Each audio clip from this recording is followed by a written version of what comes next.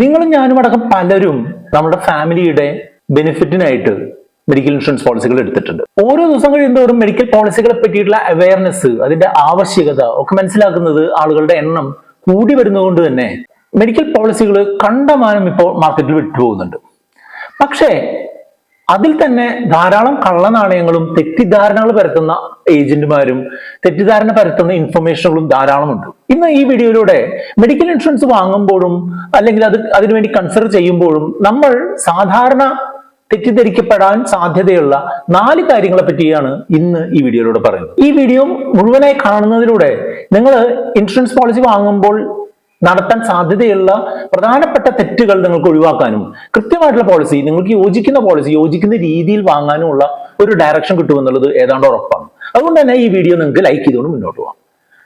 ഒന്നാമത്തെ തെറ്റിദ്ധാരണ എന്താണെന്ന് വെച്ചാൽ എല്ലാ മെഡിക്കൽ പോളിസികളും ഒരേപോലെയുള്ളതാണ്, അല്ലെങ്കിൽ എല്ലാ പോളിസികളും ഒന്നാണ്, എല്ലാ കമ്പനികളുടെ പോളിസിയും ഒരേപോലെയാണ് എന്ന് ചിന്തിക്കുന്നതാണ്. മെഡിക്കൽ ഇൻഷുറൻസ് പോളിസികൾ അതിന്റെ സം അഷ്വേർഡ്, അതിന്റെ കവറേജ് ആസ്പെക്ടുകൾ, അതുപോലെ അതിന്റെ സബ് ലിമിറ്റുകൾ, റൂം റെന്റ് ലിമിറ്റ്, അല്ലെങ്കിൽ ഒരു സ്പെസിഫിക് മെഡിക്കൽ കണ്ടീഷൻ കൊടുക്കുന്ന എമൗണ്ടിന്റെ ലിമിറ്റ്, അതുപോലെ കോ പേയ്മെന്റ്, ഇങ്ങനെ പല ഫാക്ടറുകൾ കൂടിയും കുറഞ്ഞും നിൽക്കുന്നത് കൊണ്ട് വ്യത്യാസപ്പെട്ടിട്ടുണ്ട്. അതുകൊണ്ട് തന്നെ ഏതെങ്കിലും ഒരു കമ്പനിയുടെ പോളിസി എടുത്താൽ നമ്മളുടെ ഫാമിലിയുടെയും മെഡിക്കൽ കാര്യങ്ങൾ സോൾവ് ആവും എന്ന് ചിന്തിക്കുന്നത് വെറും തെറ്റിദ്ധാരണ മാത്രമാണ്. നിങ്ങൾ എടുക്കാൻ പോകുന്ന പോളിസിയുടെ കവറേജ് എത്രയാണ്, അതിന്റെ ലിമിറ്റുകൾ എത്രയാണ്, അത് എത്ര കാലം കഴിയുമ്പോഴാണ് അത് ആക്റ്റീവ് ആകുക, അതല്ലെങ്കിൽ എത്ര കാലം വെയിറ്റ് ചെയ്താലാണ് അതിന് ചില കണ്ടീഷനുകൾക്ക് പണം കിട്ടുക, അല്ലെങ്കിൽ നമ്മൾക്ക് ക്ലെയിം കിട്ടുന്നതിന് ഒരു നിശ്ചിത തുക നമ്മൾ അടക്കേണ്ടതുണ്ടോ, റൂം റെന്റ് നമ്മൾ എത്രയാണ് മാക്സിമം നമുക്ക് എടുക്കാൻ പറ്റുക, അങ്ങനെയുള്ള പല ഫാക്ടേഴ്സ് നമ്മൾ നോക്കിയിട്ട് വേണം മെഡിക്കൽ ഇൻഷുറൻസുകൾ ചേരാനായിട്ട്. രണ്ടാമത്തെ തെറ്റെന്ന് പറഞ്ഞിട്ടുണ്ടെങ്കിൽ നമ്മൾ ഒരു മെഡിക്കൽ ഇൻഷുറൻസ് വാങ്ങിയതിനു ശേഷം നമ്മൾക്ക് എന്തെങ്കിലും ഒരു മെഡിക്കൽ കണ്ടീഷൻ ഉണ്ടായി കഴിഞ്ഞാൽ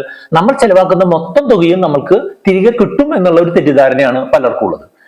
നിങ്ങൾ എപ്പോഴും മനസ്സിലാക്കേണ്ട ഒരു കാര്യം എന്താണെന്ന് വെച്ചാൽ മിക്കവാറും കണ്ടീഷനുകളിൽ നിങ്ങൾ ചെലവാക്കുന്ന തുകയുടെ ഒരു നിശ്ചിത ശതമാനം മാത്രമേ നിങ്ങൾക്ക് തിരികെ കിട്ടാറുള്ളൂ.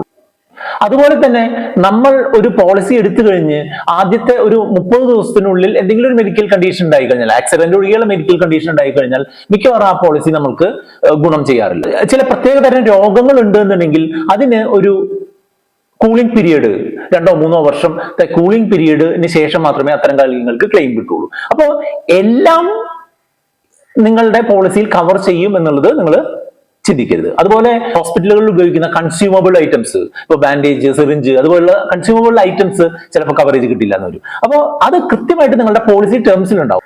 അതുകൊണ്ട് തന്നെ നിങ്ങളുടെ പോളിസി ടേംസ് ആൻഡ് കണ്ടീഷൻസ് കൃത്യമായി വായിച്ച് റിവ്യൂ ചെയ്തതിന് ശേഷം മാത്രം നിങ്ങൾ പോളിസിക്ക് വേണ്ടിയിട്ടുള്ള പൈസ കൊടുക്കാനും അതുമായിട്ട് മുന്നോട്ട് പോകാൻ ശ്രമിക്കുക എന്നുള്ളതാണ്. അപ്പോൾ നമ്മൾ വരുത്തുന്ന മൂന്നാമത്തെ ഒരു മേജർ ആയിട്ടുള്ള തെറ്റ് എന്താണെന്ന് വെച്ചാൽ ഒരു കോർപ്പറേറ്റ് ഇൻഷുറൻസ് ഉണ്ട് എന്നുണ്ടെങ്കിൽ നമുക്ക് ഒരു മെഡിക്കൽ ഇൻഷുറൻസിന്റെ ആവശ്യമില്ല എന്നുള്ളതാണ്.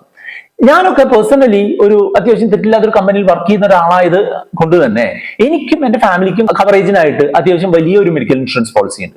എങ്കിലും ഞാൻ ഒരു അഡീഷണൽ ആയിട്ടുള്ള ഒരു മെഡിക്കൽ ഇൻഷുറൻസ് പോളിസി പേഴ്സണലി എടുത്തിട്ടുണ്ട്, പലപ്പോഴും പല വീഡിയോകളിലും പറഞ്ഞിട്ടുണ്ട്. കാരണം എന്താ വെച്ചാൽ നമ്മുടെ ജോലി പോയി കഴിഞ്ഞാൽ ഈ കോർപ്പറേറ്റ് ഇൻഷുറൻസിന്റെ കാലാവധി തീരും.